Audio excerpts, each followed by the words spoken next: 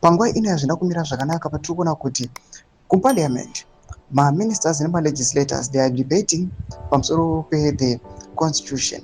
Zvinasi kuzikamwa nokubuda pachena kuti nhau dzema-constitutional amendments panguva inoi ministers aiwa veruzhinji vari kusapota this bill, but panguva ino tinotarisa the provisions of the constitution zvinasi kubuda pachena kuti this is not possible, especially the section 212 iri kuonekwa kunzi panguva inoi ndo yakunyasa kubhirichiwa zvaindorwa subscribe or like on the bell icon.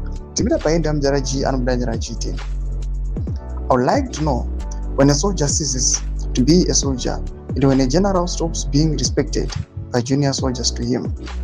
I also have not understood the shallowness in President Mnangagwa's advisors. Then I also do not understand those who even support Cap 3 when Section 212 still exists in the Constitution. President Mnangagwa will not finish his term. That's a fact.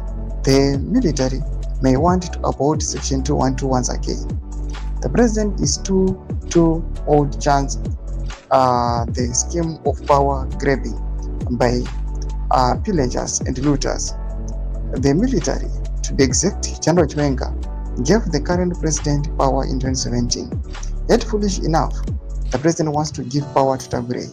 The move invites a coup kana ndimewo. Toma developments aripo panguva ino kuri kunokuti these developments panguva ino arikuya panguva ino achitackliwa on different dimensions.